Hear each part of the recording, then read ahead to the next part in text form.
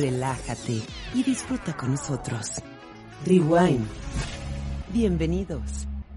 ¿Qué tal, amigos de Rewind? Estamos nuevamente en una entrevista más aquí en el Congreso Internacional de Uva y Vino 2026 en Aguascalientes, y el día de hoy como host estamos recibiendo nuevamente a un gran amigo y alguien que en el primer programa nos deslumbró, y esta no va a ser la excepción. Mi estimado Herbert Pucheta, ¿cómo estás? Encantadísimo de estar con ustedes. No, al contrario. Sí, y de hecho agradecerles porque la difusión que ustedes hacen abarca obviamente los aspectos comerciales, culturales, pero en el mejor de mis entenderes, ustedes son los primeros en abordar al ramo científico.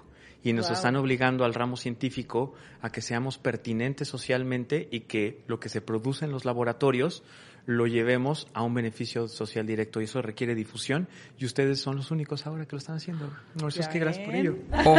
Ojo, acabo de revisar las estadísticas y tu capítulo o tu episodio está, creo que en segundo o tercer lugar de escuchas. ¿Sí? Y no es broma, lo podemos comprobar. Y ahí lo vimos, lo acabo de ver en estadísticas. Gracias. O sea, a la gente sí le interesa. Sí, claro. O sea, más allá de pararnos el cuello y emocionarnos, es el decir, a la gente le interesa hablar de tecnología, de ciencia, de qué está pasando, ¿no? También en ese ámbito que es tan importante, porque tarde o temprano hacer vino es ciencia. Absolutamente. ¿No? Es una ciencia bastante compleja. De hecho, yo podría decir que es comparado a lo que comúnmente se denomina la carrera espacial. Uh-huh. Yo, de hecho, lo denominaría, y estamos inmersos en algo que yo llamo carrera enológica. Uh-huh. Es decir, hay una hipercompetencia para poder dar estos entendimientos de primeros principios, pero es verdad que el paso clave sigue siendo la no pertinencia social que muchos investigadores e investigadoras podemos tener, que nos movemos en una élite donde nos pagan por ver cómo brinca un electrón. ¿Y eso a quién le importa? ¿Sí? Entonces necesitamos de ustedes para con ustedes, con todas las habilidades que tienen en comunicación, nos ayuden a entender que el brincar un electrón nos puede ayudar a combatir enfermedades, ¿sabes? O nos puede ayudar a generar productos de hipercalidad, o proteger, o justamente lo que buscan hoy los gobiernos, hablando de soberanía alimentaria, soberanía en salud. Entonces, por ello es que los necesitamos mucho, y gracias otra vez por la oportunidad de estar con ustedes. No, hombre, aparte qué gusto por fin estar en vivo con él, porque todavía ha sido platiquita por teléfono y así. Y a ver, Herbert, nos gustaría saber, hemos estado hablando mucho de la identidad del vino mexicano, de qué tanto se está haciendo en cuestión difusión, estilo de vino, tipo de uva, etcétera. Pero, ¿qué papel juega, por ejemplo, aquí la ciencia y la tecnología para poder llegar a empezar a tener una identidad de vino como en vino mexicano? Sí, gracias. La estrategia que estamos utilizando desde el ramo científico es poder tener, primero, una tecnología que te pueda dar un código de barras, una huella dactilar a diferentes tipos de escala. Hay tecnologías poco robustas que te dan un perfil, un código de barras de mediana resolución. Y hoy hay unos de muy alta resolución. Yo le pongo como esta analogía. Es como querer tomar una fotografía con un teléfono, no le voy a poner marcas, pero chinito, así de estos que son de baja gama, o con un iPhone 17 Pro Max. Ahí estás viendo, las dos personas están viendo la misma imagen, solo que la ven con diferente resolución. Y justo la bondad en la cual hemos podido trabajar es que México posee, y es potencia mundial, en el uso de la tecnología de más alta resolución en el mercado, que es la espectroscopía por resonancia magnética nuclear. Somos potencia mundial en ello. Uh-huh. No solamente yo, sino hay varios grupos al respecto. Muy brevemente, creo que poca gente sabe que esa tecnología ha estado presente en puntos clave de la historia moderna. Pongo solamente un ejemplo. Quizás varias personas del público se han preguntado, oye, ¿por qué encontraron tan rápido vacunas de COVID-19? Sí. Ajá. Oye, ¿no habrá sido una cuestión de que lo inventaron en laboratorio? La respuesta es no. No. La respuesta es que se utilizó por primera vez una tecnología como resonancia magnética nuclear para poder, de hecho, estudiar particularmente algo que para COVID-19 fue fundamental, que se llaman epítopos, es decir, la asociación de un antígeno con un anticuerpo. Para eso se requirió, y exactamente la misma tecnología que derivó en vacunas, por ejemplo la de Pfizer, es enteramente creada con resonancia magnética nuclear. Wow. Justo esa misma tecnología es la que México propuso para tener la huella digital del vino de más alta resolución. Entonces, es la primera parte. Y la segunda es el sesgo, porque yo puedo ver una imagen de muy alta resolución, pero mi sesgo humano dice, oye, yo veo una línea espectral por acá que puede significar que tengo un poquito más de ácido succínico y que eso significa que es de Querétaro el vino.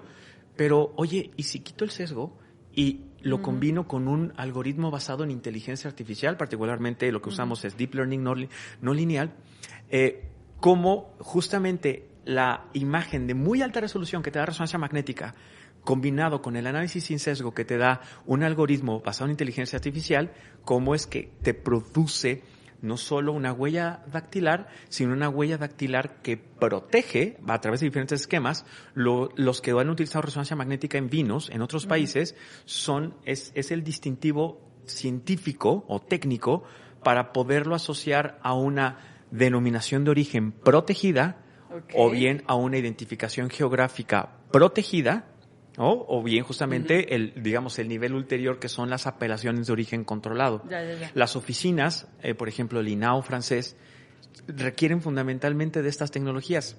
Y es bueno, y gracias otra vez por la oportunidad de saber que la primera parte de la receta de cocina nació en México. La parte de resonancia magnética nuclear. Eso es padrísimo, padrísimo. Algo nos platicaste la vez pasada. Que a ver, ¿no? esto se pudiera traducir, o sea, las ventajas de tener esta huella dactilar por zonas, que ya no lo veo solamente por zonas en México, sino ante otros países también poder tener la huella dactilar mexicana, ¿no? Exacto. Esto, las ventajas que pudiéramos traducir, ¿cuáles serían? O sea, el vino mexicano que esté protegido va a ayudar a que no venga nadie más a usurpar. ¿A usurparlo? Desgraciadamente en México existen malas prácticas. Podemos hablar, de hecho, un programa específicamente de malas prácticas o cómo mejorarlas. Próximamente. No es el tema que estamos viendo buenas. Pero, por ejemplo, ¿por qué no aspirar a tener una DO como Rioja? Uy, sería pero bueno. no sé, por ejemplo, una Ezequiel Montes. Ajá. O sea, que justo tenga este distintivo de denominación de origen, donde la reputación de la región sea protegida con un distintivo técnico. Pero sí es cierto que también en México nos enfrentamos a otros retos. Por ejemplo, en México nos enfrentamos al reto de que muchos de los caldos, como decía el presidente del CMB el día de hoy en la inauguración, podían justamente, o vienen excedentes chilenos, italianos, españoles, y después los envasan como vino mexicano. Justo con estas tecnologías le estamos dando a los productores esa capacidad de que puedan competir con Rioja, con Beaujolais, etcétera, etcétera, etcétera. O sea, eso es, darle carácter comercial bajo estándares internacionales que permitan darle al vino mexicano justo la esencia con la cual vive el vino mexicano, que es el vino mexicano. Son vinos de alta gama. O sea, justamente ganamos un montón de medallas, decía el presidente justamente en su charla inaugural, de que producimos el 0.4% del vino a nivel mundial y ganamos entre el 10 y el 14% de medallas. Mucho. Entonces, pero eso todavía no está protegido, al menos con tecnologías no sesgadas. Eso es la propuesta, de poder utilizar estas tecnologías, y de hecho el modelo específico que estamos utilizando es toda esta combinación resonancia magnética y deep learning no lineal, poderla asociar a un dossier que, por ejemplo, leen oficinas tales como la Unión de Registros Geográficos de la Comisión Europea, que por cierto, el único producto mexicano que existe en esa oficina, que es el top, es el tequila. Entonces, pero como bebida espirituosa. De vinos no hay nada. No, pues entonces, ¿por qué no empezar a introducir vinos mexicanos de regiones para que justo la comunidad internacional empiece a reconocer esa reputación por zonas geográficas que podemos y sabemos producir en México? Esa es la propuesta. Oye, a ver, pero entonces, pensando en el ejemplo que das de Ezequiel Montes en Querétaro, o sea, ya tenemos la IG Querétaro, ¿no? Que empezó y se ha ido desarrollando y se ha ido consolidando. Entonces, tú sería irte a Ezequiel Montes y pensando, no sé, en un Valle de Guadalupe, un Valle de Santo Tomás, otra. Exacto. O sea, ¿hay ya, tú crees que estados que puedan realmente empezar a identificar como una DO? Absolutamente. El ejemplo es el siguiente. Lo que hizo Querétaro, que obviamente es la identificación geográfica, ya es un paso enorme, quien lo otorga es el INPI.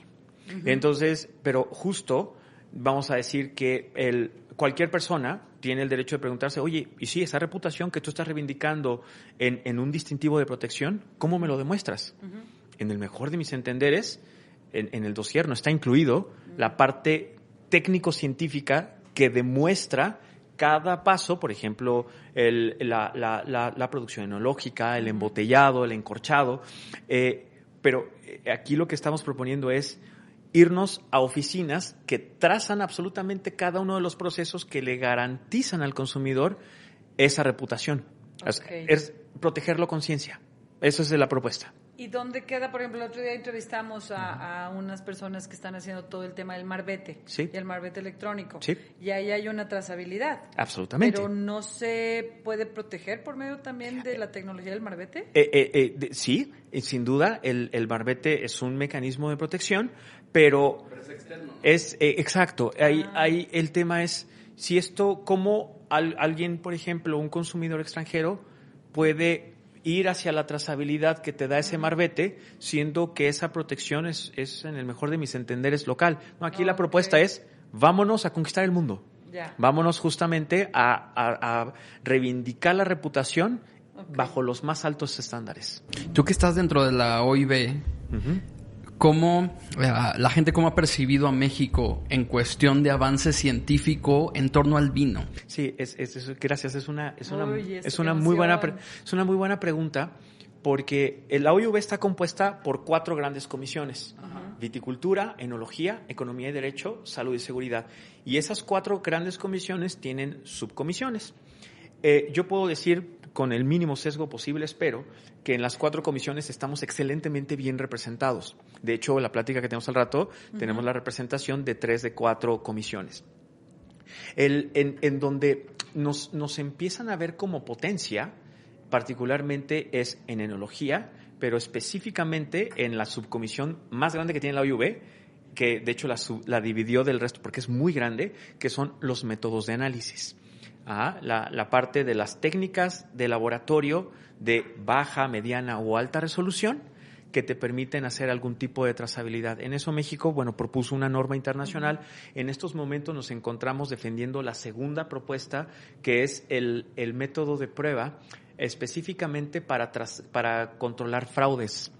Sí, por ejemplo, adición ilegal de agua o, por ejemplo, la adición de alguna fuente alimentaria diferente a vitis vinifera para producir alcohol.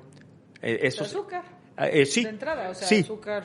Sí, pero justo, por ejemplo, hay gente que agrega patatas, que agrega tubérculos, que agrega otro tipo de matriz alimentaria y que producen alcohol, pero eso es una práctica prohibida o regulada, lo quiero decir, creo que es mejor.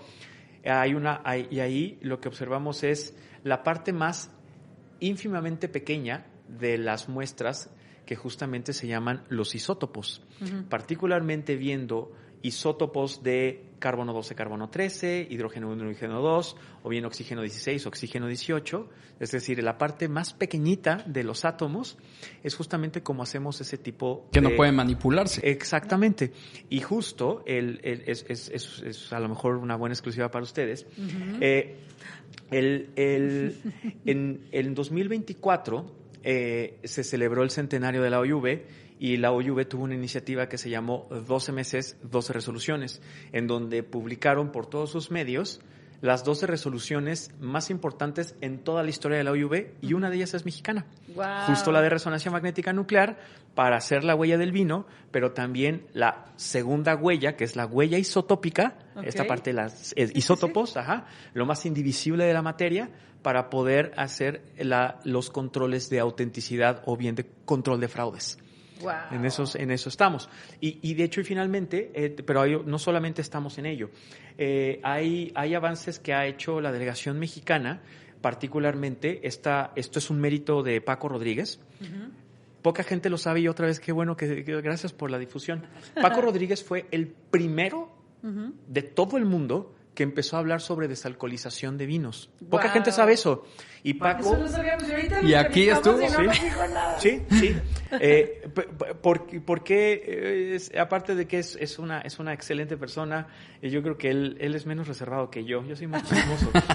Pero, qué bueno. Pero ¿en dónde está? Porque justo ahí es en donde nos enfrentamos al escrutinio de todas las delegaciones y particularmente en el tema de desalcoholización hay un montón de bandos. Muchísimo. Entonces, yo creo que por ello Paco tiene cierta reserva y de hecho, bueno, los resultados ahí están en términos donde Paco fue el primero en proponer un método industrial, no laboratorio, industrial, para poder hacer primero reducciones de grado alcohólico. Ya están publicados los resultados en revistas científicas de alto impacto.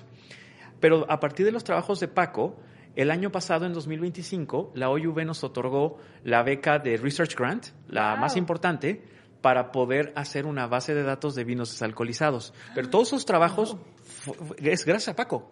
Así de sencillo.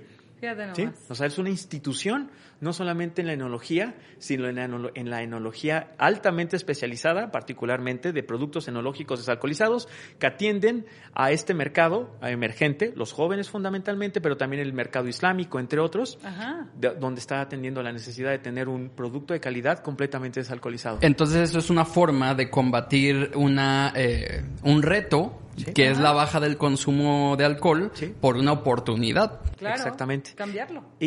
Pero justo ahí hay un montón de bandos, les decía. Ahorita los vinos alcoholizados están en un tema bien delicado, que es la adición de glicerol. Es decir, y hay regulaciones, la OIV tiene manuales, tiene monografías, pero es justamente una delegación, que es la italiana, que dice no glicerol o glicerol altamente controlado. Y el problema de la OIV es de que las decisiones tienen que ser unánimes y con un estado que te diga que no, entonces no avanzan. ¿Cómo afecta el glicerol? El glicerol justo le da esa ventaja. Porque desalcoholizas y se hace un vino absolutamente muy aguado, a ver, justo así. Pensemos en eso primero. El primer reto que tiene el vino desalcoholizado es que su vida de anaquel se reduce infinitamente. Sí, claro. Exponencialmente. No porque hay ya alcohol, no hay conservador. Exactamente. Entonces tienes que agregar estos aditivos o coadyuvantes alimentarios.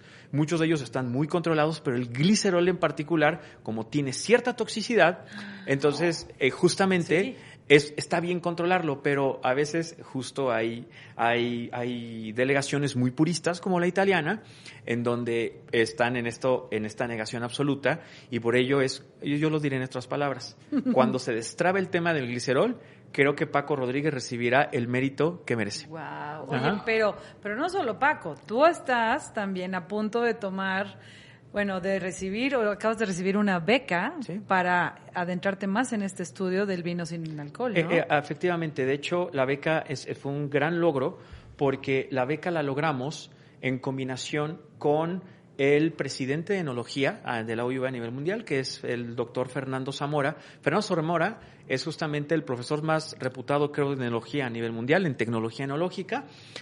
Muchos de ellos, por ejemplo, Lluís Raventós, él fue alumno de Fernando Zamora.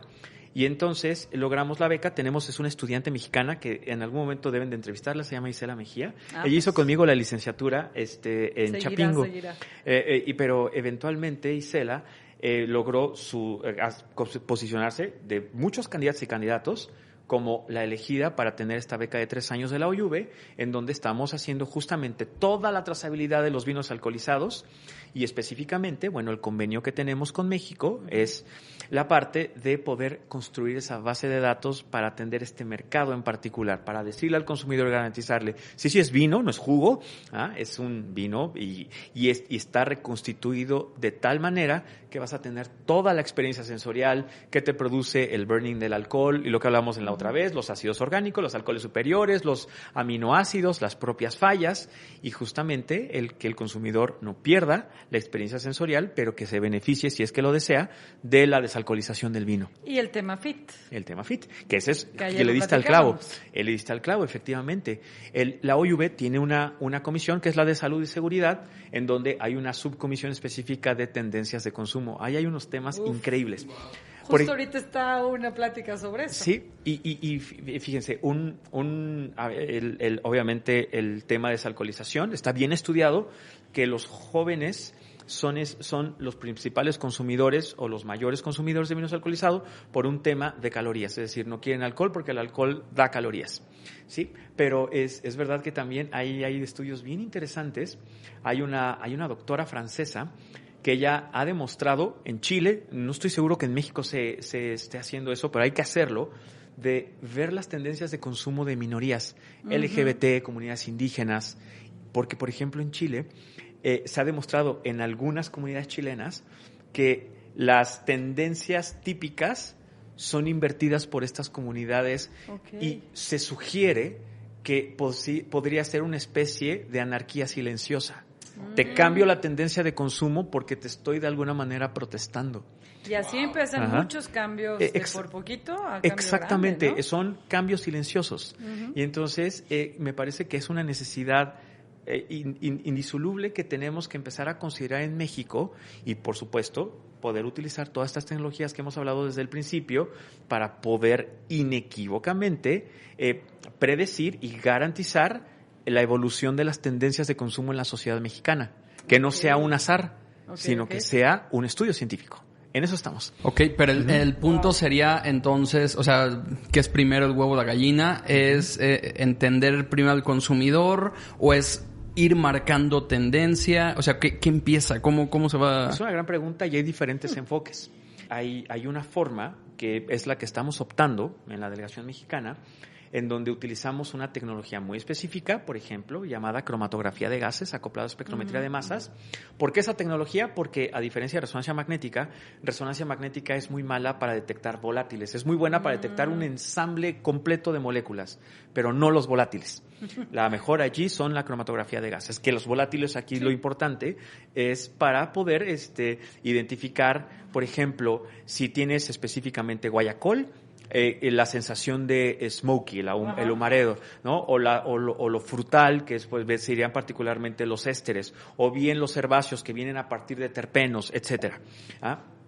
Moléculas muy específicas, que por cierto, las animaciones que ustedes hicieron para el primer post son fantásticas. Gracias, las uso en mis clases. Gracias por ello. O sea, su material de Rewind se utiliza en clases en clases en la universidad. Por eso, gracias. Es mérito de ustedes siempre. ¿Sabes? Entonces, aquí esta tecnología lo que hace es, primero hacemos la inyección al cromatógrafo y tenemos la detección de todos los volátiles. Pero después, ¿qué pasa si le damos al consumidor una probada? Se mezcla con toda la bioquímica de su boca. Hay un aparatito que se llama Spiter, que es escupidor, creo que es la mejor traducción. Depositas lo bebido, que justamente ya trae todo lo que es la interacción ortonasal, retronasal y mouthfeel, y eso va al cromatógrafo. Wow. Y te empieza a ver qué moléculas cambiaron, cuáles están intactas respecto a la inyección del puro... Para crear experiencias personalizadas. Exacto, ese es el punto. Wow. Estamos personalizando las experiencias. Hay otra muy buena. Wow. Así que dijimos que ahora nos iba a volar más la cabeza que la vez pasada. Definitivamente. Me inspiran mucho, de verdad, muchas gracias. Y justo ahí, por ejemplo, hay hasta un experimento muy lindo que desarrollamos en la Delegación Mexicana. Hemos detectado, creo que no es un misterio, que las bebidas espirituosas de alto contenido alcohólico también, justo por la misma razón que hablábamos al principio, son de las experiencias menos agradables para los jóvenes. Es decir, un shot de tequila sí te lo van a hacer si está buena la fiesta, pero como una experiencia sensorial no es lo ideal. No. Y si te vas a bebidas más fuertes como vodkas, gines, etcétera, no lo van a preferir. Pero justo imaginen, la interacción biológica que tiene la espirituosa con la boca, y ya tienes el perfil que dices, eso es un tache. Pero después A la bebida que no les gustó, le agregas un cítrico. Claro. Ajá. Y como, desapareció a lo mejor desapareció alguna sensación más terpenoide, es decir, más como o bien astringente, amargos, ajá, y se empieza a incrementar el frutal, pero podemos decir químicamente cuál frutal, el acetato de isoamilo, el pentanoato de etilo, lo podemos predecir con mucha precisión. Entonces, efectivamente, desde el laboratorio podemos programar a la carta experiencias individualizadas. ¿Me va a dar, por favor? Efectivamente. Wow. No inventes. Entonces, es como crear cócteles. Exacto, pero con un robot. Exacto. Sí, un robot te va a decir qué es hacia dónde va. Y justo también esta tecnología también se puede aplicar para poder diseñar experiencias sensoriales completas, por ejemplo, maridajes. De hecho, quizás ustedes... La química del alimento con la química de la bebida. Exactamente, ¿qué va con qué? Ajá. Sí, ahí justamente es una alternativa. Aquí no hay ninguna competencia con sommeliers, ¿no? Por supuesto, es una alternativa o bien es el uso de una tecnología como utilizar ChatGPT para una duda. Es una tecnología también para el sommelier. Absolutamente. Y justo ahí vamos. En los concursos Mundial de Bruselas, en años recientes, ya se están utilizando estos cromatógrafos para validar a los sommeliers.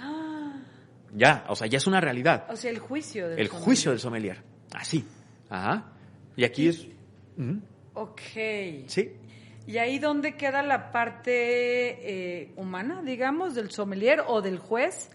Es que más bien es un trabajo en conjunto, ¿no? O sea, es calibrar máquinamente. Mediante estas perspectivas... Ya salió mi lado sommelier. No, está bien. Y está bien. Es un gran debate.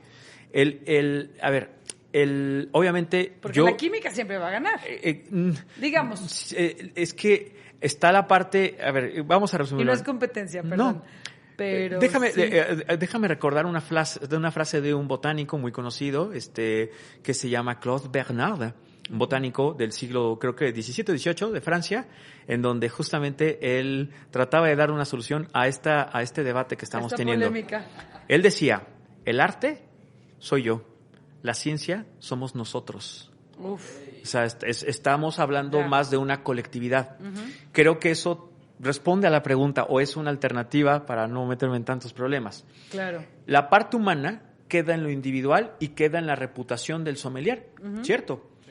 Y la parte científica, aquí se está demostrando la frase de Claude Bernard, en donde estamos hablando de la colectividad, yo diría, para apoyar al sommelier en su individualidad y en su parte humana que le da esa reputación. Es solamente el backup. Ya. No compite.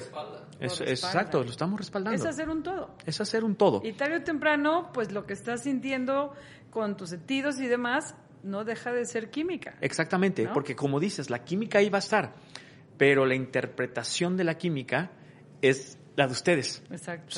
Sí, eso es. ¿Sabes? Es justamente como un braille. El braille te va a decir, los puntitos te van a decir la información tal cual. Pero lo que pueda proyectar la persona que lee braille, eso es justamente la interpretación que yo doy de un sommelier. Es la imagen que ustedes proveen. Y eso no te lo da ninguna máquina. No, claro. Eso está excelente. Oye, Herbert, para cerrar esto, quisiera saber si pudiéramos futurear, si pudiéramos ver hacia adelante. A eso se dedica él. Que creo que sí, eso es lo que haces. Y eso es lo que nos has permitido visualizar a través de todo este programa.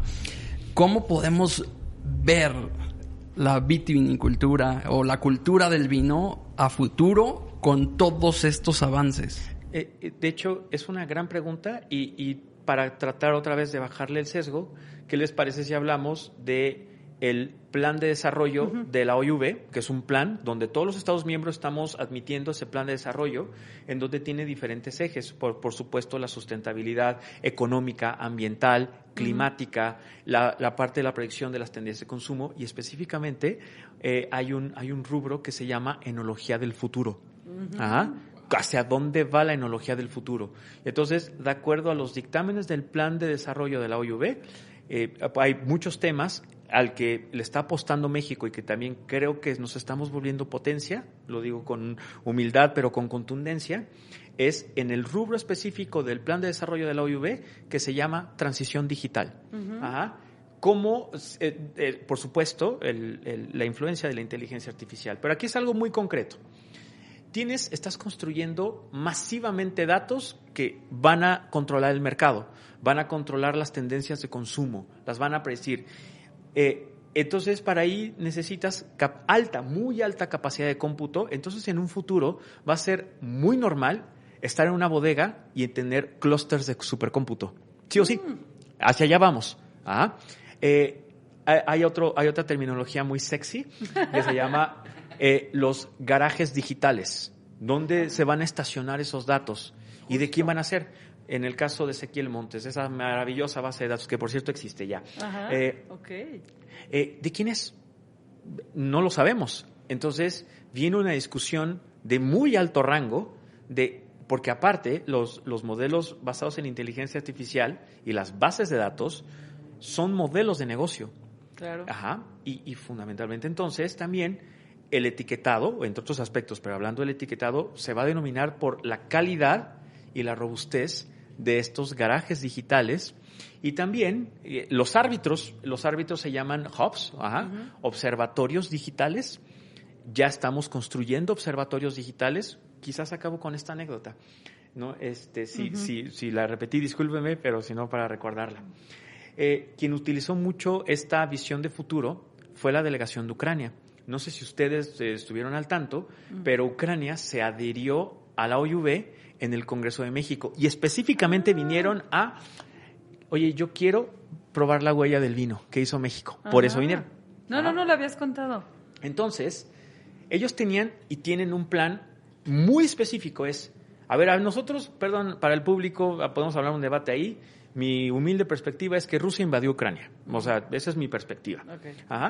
Y los ucranianos pensaban de la misma manera. Yo creo que sí. Pero justo 2 regiones tomadas por Rusia, que es Zaporilla y Crimea, la estrategia ucraniana fue, oye, con esa huella del vino podemos demostrar que los vinos de Zaporilla y de Crimea son ucranianos o son rusos sin sesgo. Les adelanto la respuesta. Son ucranianos. Okay. Y lo que está manejando Ucrania es, invádeme lo que quieras, pero el know-how lo tengo yo, y eso que estás ahí, eso no lo vas a poder invadir. Los vinos ucranianos de Zaporilla y de Crimea, que por cierto son maravillosos. ¡Wow! Hasta para eso va a servir. Hasta para atender temas políticos. ¡Claro! Agendas políticas completas basadas en ello. O sea, otra vez. No, está brutal. Por favor, tienen que tener toda la atención en esto. O sea, ¿cómo podemos recuperar, aparte también terroir? Sí. A nivel viticultura, ¿no? O a nivel campo, digamos, toda la agroindustria. Absolutamente. Por ejemplo, esta plática tan fantástica que acabamos de tener del expositor que vino de UC Davis, de toda esa parte de la sustentabilidad y de toda la forma, me encantó, por cierto, cómo la definió, que es como un día, quien no entiende la sustentabilidad, creo que este es un gran ejemplo, es como hacer un día de campo. Y la sustentabilidad es cuando tú haces la acción de recoger todo tu tiradero para que en el futuro, en el mañana, venga alguien a hacer que tenga derecho a hacer su propio día de campo. Claro. Y justamente en lo que él llamaba el sustainability in farming, como la agricultura es de sustentabilidad. De hecho, también aquí necesitamos de dichas tecnologías, justamente para poder proteger el terroir. Y de hecho, en este futuro ya muy cercano, como ya teniendo esa capacidad de cómputo, no solamente estamos midiendo el producto final del vino, sino todos los pasos que nos llevaron. Por ejemplo, justo el terruño, por ejemplo, análisis de suelos muy específicos, la mineralidad. En México ahí hay un tema bien delicado, que es, por ejemplo, la de los metales tóxicos. De hecho, México tiene el mercurio, todo y particularmente plomo y cadmio. Caray. Sí. Entonces, de hecho, hay una resolución en la OIV que nos está obligando a reducir los límites máximos de plomo hasta, me parece, creo que son 0.1 ppm. Y la norma mexicana que lo controla, me parece que te lo da 0.5, es decir, 5 veces más. O sea, los vinos mexicanos están 5 veces arriba de lo que está exigiendo. Pero justo hay ya tecnologías porque de hecho eso fue una propuesta mexicana. de mi laboratorio.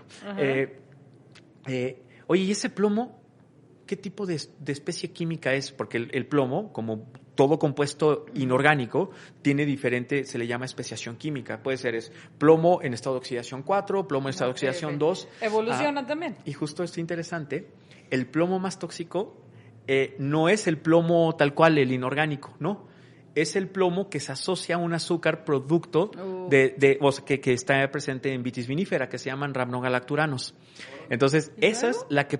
Entonces, ahí tienes ya 2 estrategias que elucidaste con tecnología. Oye, no solamente a lo mejor basta con controlar los límites de plomo, también incluiría controlar los límites de rhamnogalacturano, pero eso nos da cierto oxígeno, porque le dices a la entidad regulatoria, oye, en vez de que reduzcas el plomo sin saber qué es, mejor utilizo alta tecnología para decirte específicamente qué plomo es, pero también controla estos azúcares que cuando se combinan con el plomo es una bomba de tiempo. Es así, es una bomba exacto.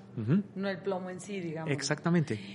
No, es que es demasiada información, demasiado. Tengo que volver a escuchar este capítulo 3 veces para poder entender todo. No, qué impresión. La verdad es que, Herbert, es un placer siempre platicar contigo. Igualmente. Y esperemos sea el segundo y venga un tercero y un cuarto y un quinto, porque, híjole, nos das demasiada información muy valiosa. Y te agradecemos muchísimo. Y gracias por aportar a la academia justo esa voz que nos permite salirnos de esa zona de confort y que nos obliga a ser pertinentes socialmente. Gracias por ello. Gracias a ti. Herbert, bueno, esta es tu casa. Me uno ahí al comentario de Mari. Y bueno, no queda más que agradecerte el espacio, el tiempo. Vamos a estar ahí contigo en tu conferencia. A quien no puede estar o que nos estás viendo o escuchando de lejos, pues bueno, ya les trajimos aquí una buena probadita. Esperemos que sigan pendientes de lo que vamos a estar sacando del Congreso o relacionado a este gran evento aquí en Aguascalientes. Nos vemos en otra entrevista. Gracias, Herbert. Gracias, Mari. Gracias. Bye bye. Chau, chau. Rewind ha llegado al final.